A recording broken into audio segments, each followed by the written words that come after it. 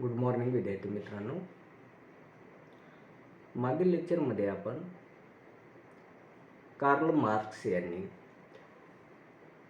आर्थिक संबंधांच्या अनुरोधाने इतिहासाचे विश्लेषण करून मानवजातीच्या विकासाच्या ज्या 5 अवस्था सांगितलेल्या होत्या त्यापैकी आपण 3 अवस्था बघितलेल्या होत्या. त्यामध्ये पहिली अवस्था प्राचीन साम्यवाद,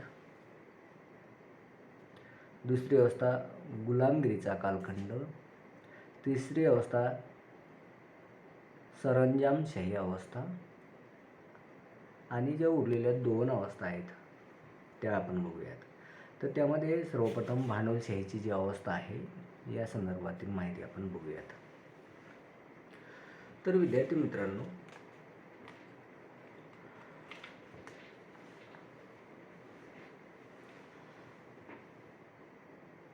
सरंजामशाहीच्या काळात सरंजामदाराविरुद्ध शेतकरी आणि भूदास यांनी अनेक वेळा बंड केले.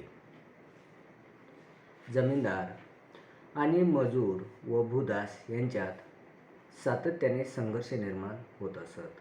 पुढील काळात शास्त्रीय व तांत्रिक संशोधनामुळे उत्पादनामध्ये वाढ झाली, व्यापारामध्ये वाढ झाली, मोठमोठे उद्योगधंदे निर्माण होऊन उद्योगधंद्याचे केंद्रीकरण एका ठिकाणी झाले. त्यामुळे उत्पादन साधनांची मालकी समाजातील काही विशिष्ट लोकांकडे राहिली. ते भांडवलदार मालक बनले आणि कारखान्यात उद्योगधंद्यामध्ये प्रत्यक्ष काम करणारे लोक श्रमिक बनले. समाजामध्ये भांडवलदार व मजूर असे 2 वर्ग निर्माण झाले. भांडवलशाहीत मालक वर्गाकडून मजुरांचे आर्थिक शोषण होऊ लागले. आर्थिक शोषणासाठी भांडवलदार वर्ग राज्याचा साधन म्हणून वापर करू लागला. गुलामगिरीमध्ये गुलामांना विकले जात असे, परंतु भांडवलशाहीमध्ये मात्र माणूस विकला जात नसे, तर त्याचे श्रम विकले जात असत. भांडवलदार मजुरांना श्रमाचा मोबदला कमी देऊन अधिक फायदा मिळवित असत. मजूर वर्गाला आपल्या प्राथमिक गरजा म्हणजेच अन्न, वस्त्र, निवारा इत्यादी भागविणे कठीण झाले होते. त्यामुळे भांडवलदाराविरुद्ध मजूर वर्गामध्ये असंतोष उद्भवला होता. भांडवलदार मजूर असा संघर्ष भांडवलशाहीची अवस्था यामध्ये चालू होता. त्यानंतर आपण 5वी जी अवस्था आहे ती म्हणजे समाजवादी अवस्था.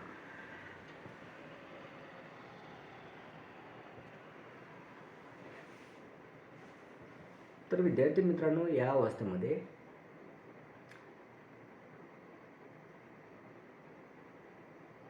समाजवादी अवस्थेला साम्यवादी समाजरचना असेही म्हटले जाते.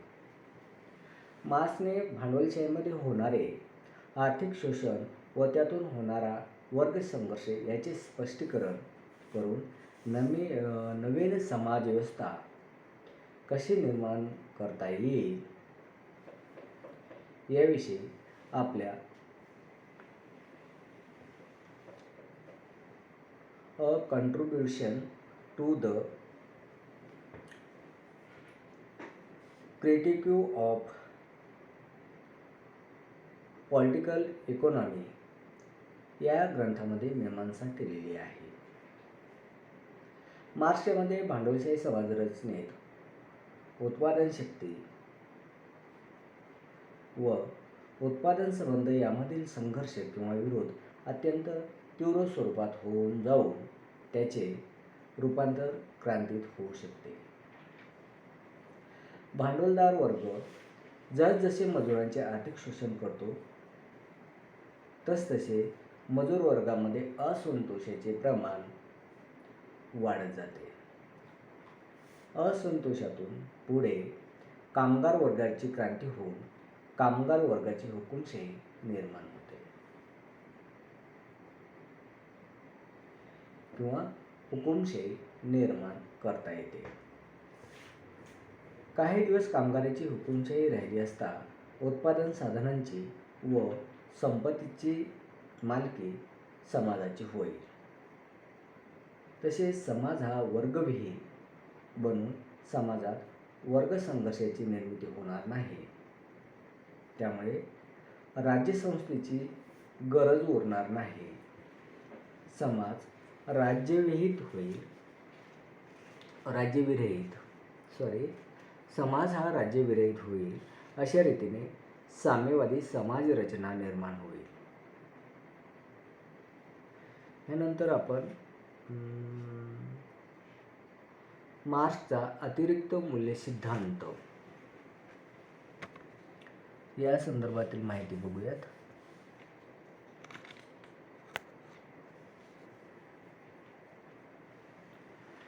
तर विद्यार्थी मित्रांनो, कार्ल मार्क्स यांनी आपल्या दास कॅपिटल ह्या ग्रंथामध्ये अतिरिक्त मूल्य सिद्धांत मांडलेला आहे. वेपर यांच्या मते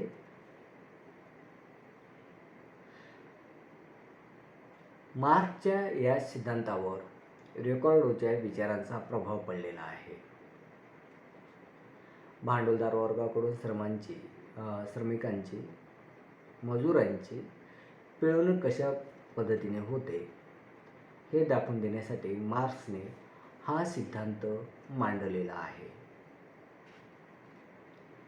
मजुराला त्याच्या श्रमाचा मोबदला पुरेपूर न देता कमी मोबदल्यात आर्थिक वस्तू उत्पादन करून घेऊन अधिक नफा मिळवण्याची जी आर्थिक शोषणाची पद्धती आहे तिचे स्वरूप मजूर वर्गाला समजावून देण्यासाठी मार्क्सने अतिरिक्त मूल्याचा सिद्धांत मांडलेला आहे.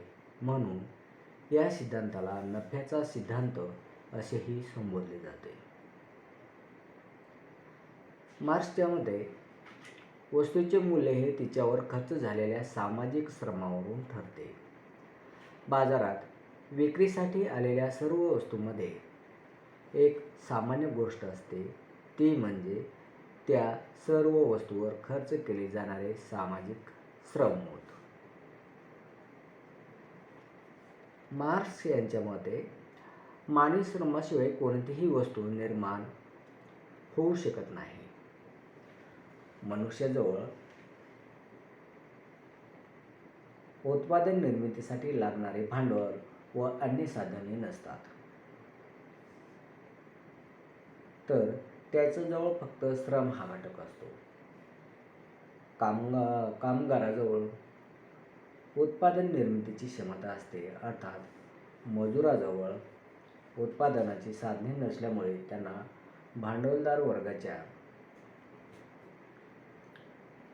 कारखान्यात काम करावे लागते. आपल्या प्राथमिक गरजा भागवण्यासाठी कामगारांना आपले श्रम विकावे लागतात. भांडवलदार वर्ग श्रमिकांना कमीत कमी मोबदला देऊन जास्तीत जास्त नफा मिळवण्यासाठी धडपडत असतात. मजुराला आपला व आपल्या कुटुंबाचा चरितार्थ चालविण्यासाठी आपले श्रम भांडवलदारांना विकावे लागतात. भांडवलदार जेव्हा मजुरांना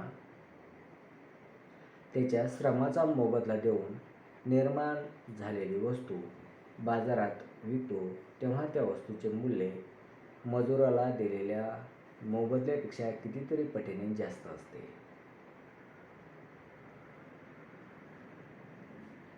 यालाच अतिरिक्त मूल्य सिद्धांत असे म्हणतात.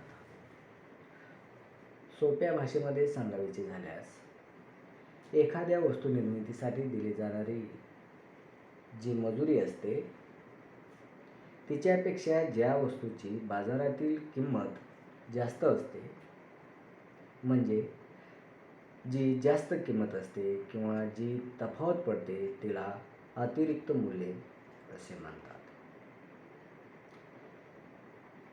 अतिरिक्त मूल्य म्हणजे भांडवलदारांचा नफा होय. भांडवलदार मजुराला दिलेल्या मजुरीपेक्षा कितीतरी पट अधिक नफा मिळवत असतो. आणखी ज्यादा कम करून घेतो म्हणजे दाम दुप्पट नफा मिळवून श्रमिकाला फक्त त्याच्या गरजेएवढे वेतन देत असतो. अशा पद्धतीने भांडवलदार जास्तीत जास्त नफा मिळवित असतो.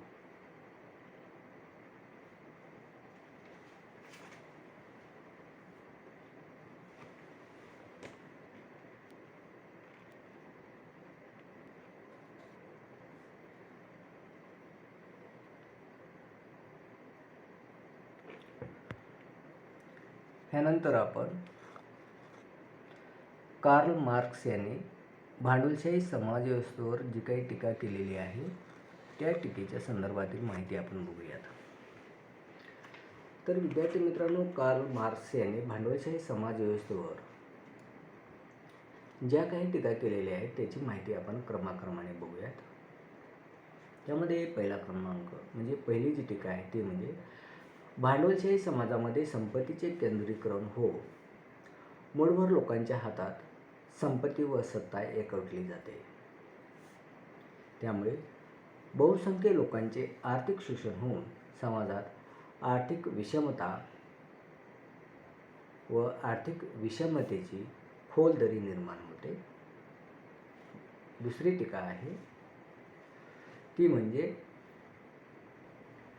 धनिक, श्रीमंत अशा भांडवलदार वर्गाकडून मजूर, श्रमिक लोकांवर अन्याय होतो व त्याची आर्थिक पिळवणूक होते.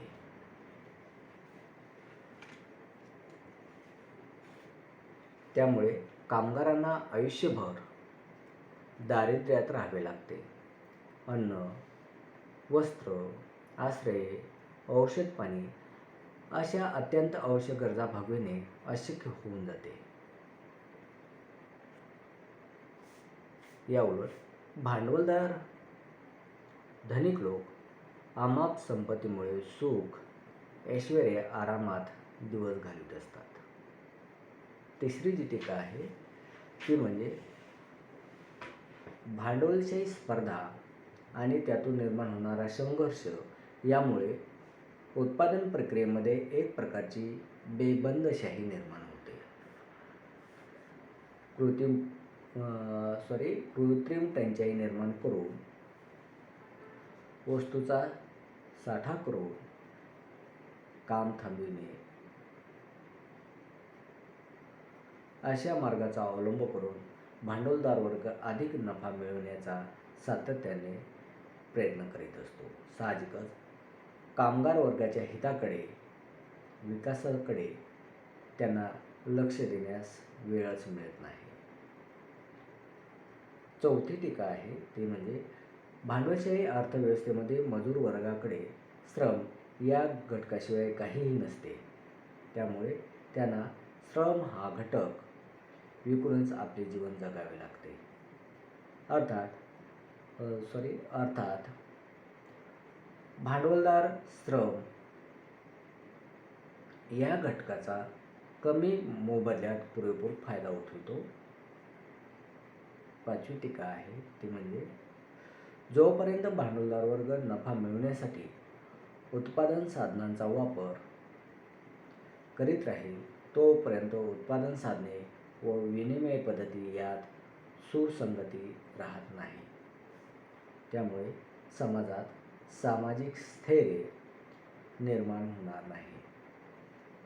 तर विद्यार्थी मित्रांनो, अशा प्रकारे भांडवलशाही समाजामध्ये भांडवलदार हा अधिक नफा मिळवून अधिक श्रीमंत होऊ लागला आणि मजूर वर्ग आपल्या जीवनावश्यक गरजा भागविण्यास असमर्थ ठरू लागला.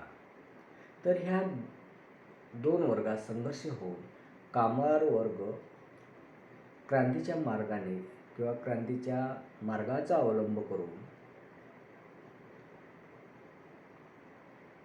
आपल्या समस्या सोडवेल.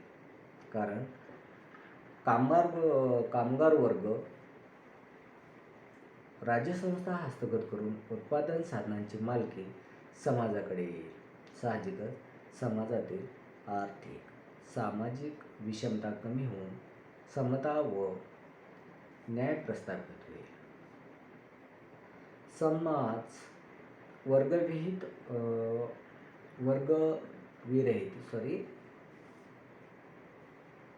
समाज हा वर्गविरहित बनून साम्यवादी समाज रचना उदयाला येईल असे मार्क्स यांचे मत होते. तर विद्यार्थी मित्रांनो, आज आपण इथे थांबूयात. थँक्यू.